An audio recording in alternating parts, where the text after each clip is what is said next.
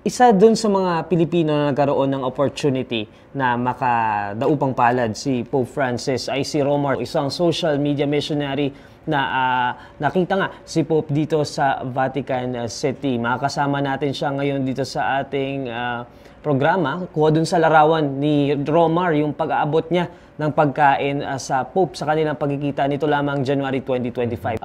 Romar, maaaring bang ikwento kung ano yung story behind dun sa larawan na nakita natin kanina dito sa ating mga screens? Well, back in January, I was invited by the Dicastery for Communication, isa sa mga opisina ng Vatican, para pumunta po bilang isa sa mga representatives ng Philippines para sa Jubilee, kasi Jubilee year ngayon, it's the year 2025, Pilgrims of Hope. So I was invited to go last January to the event wherein yun yung kung saan nagsalita si Maria Ressa, pati si Colum McCann. Tapos, ano kasi, nangyari kasi dyan, medyo napatagal-tagal ng konti yung speech, pero maganda naman yung speech. Pero what happened was, pagpasok ni Pope Francis, palakpakan yung mga tao. Tapos ako, deep inside, alam mo yung, it felt surreal. Because sino ba ako? Sa mga hindi nakakalam, ako po si Romar Chupa, si Catholic comedian. Parang isang content creator na tumutugtog lang ng piano tapos biglang maiimbitahan sa ganitong klaseng event sa Jubilee 2025. So pagpasok ni Pope Francis, very surreal, but it was so real. And then, kinuha niya ni Pope Francis yung mic. Pagkakuha niya ng mic, in-address, Buongiorno ata yung panahon na yon. Pero pa-lunch time na rin nun eh. Sabi ni Pope Francis, I won't be reading the 9 pages speech that I prepared, but rather I'll just let someone else upload this online and then you can read this. And then ang gagawin na lang is go ahead, read it. I'll talk to you from the heart. So ganun na nangyari. And then meron kaming interpreter. So naka-headphones kami, nag-prepare talaga ako. Akala ko parang 30 minutes ang aanahin ko.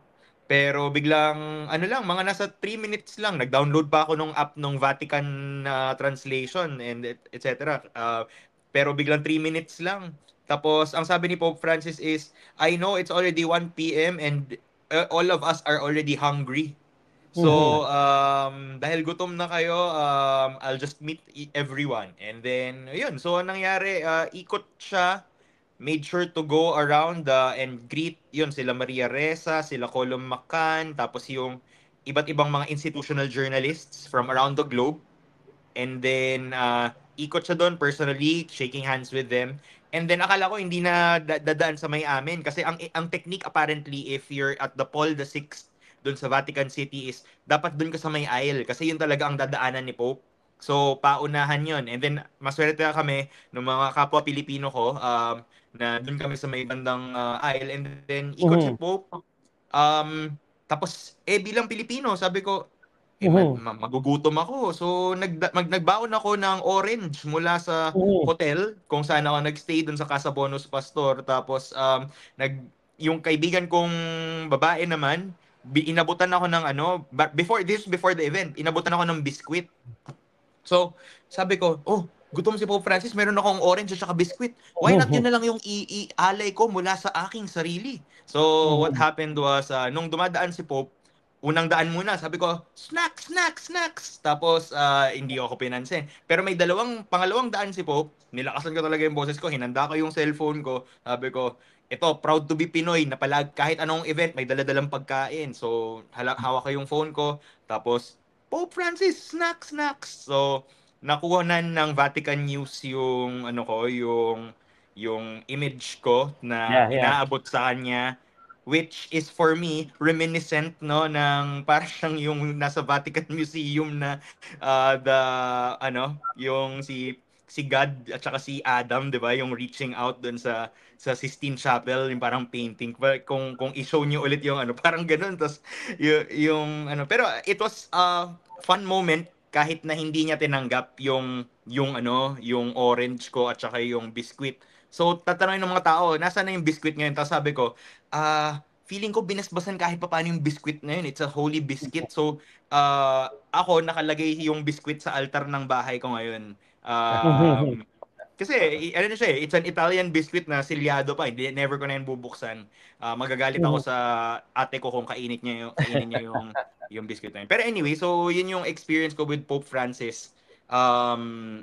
Aabutin tayo ng mga 3 oras kung ano yung mga reflection ko.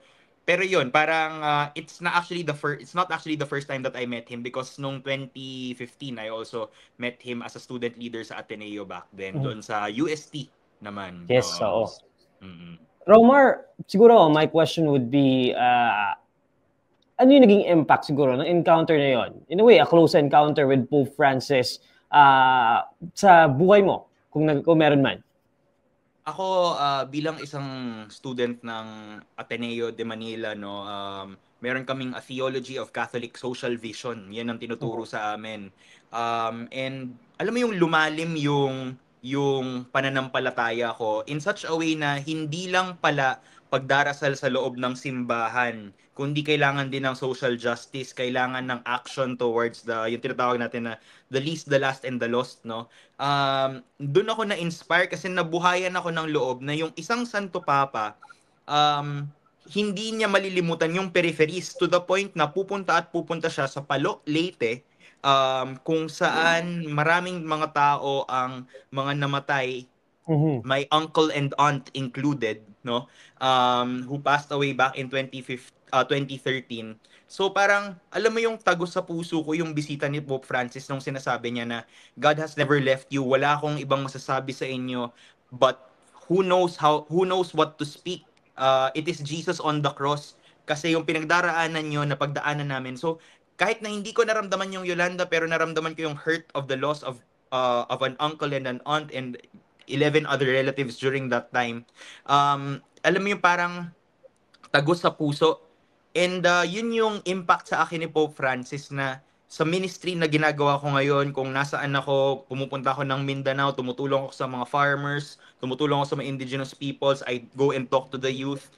Buhay na buhay yung diwa na sinabi ni Pope Francis na go to the peripheries.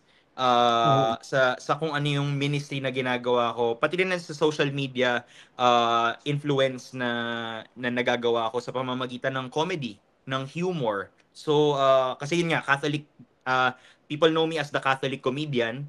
So di ba, we know Pope Francis as someone who also jokes around. So nandun yung humor, I'm so inspired by Pope Francis. So ganun po. Romar, a lot of people are curious, no? Ano yung pakiramdam kapag you're in that close space with Pope Francis? Ano yung pakiramdam sa sarili mo nung mga panahong yun? Siguro yun nga, parang may play of words ako dyan. It's surreal and so real, no? Yung surreal kasi parang hindi ako makapaniwala na mami-meet mo yung Vicar of Christ, 'di ba? Yung successor ni Peter. And nagiging 'di ba, yung konsepto naman ng sacrament is to make real the presence of the Lord, 'di ba? So, ewan ko kung tama yung sinabi ko, Father, i-grade niyo lang ako later, pero yung parang naging totoo yung presensya ni Lord. Oo, nandun siya sa Blessed Sacrament, pero yung parang tapos magkaroon ka ng inspiration, na walking inspiration. So parang mixed emotion siya, na maiiyak ka, na matutuwa. Tapos hindi siya yung parang even the second time that I met him when I was in the Vatican, it was still surreal, but so real in the sense na wow, totoo pala to. Tapos parang the 10-year gap that I met him in 2015 and then 2025, yung parang nagkaroon din ako ng inner reflection na look how I've grown so much, and na parang sinunod ko pala yung message ni Pope Francis na go to the peripheries. And hindi lang naman message yun ni Pope Francis, but in essence, message din yun ni Cristo, di ba? So, parang ganun, it's a spiritual kiligamentation. Yan. Okay, maraming salamat sa iyong oras, Romar, and for sharing yung naging experience in that close space with Pope Francis.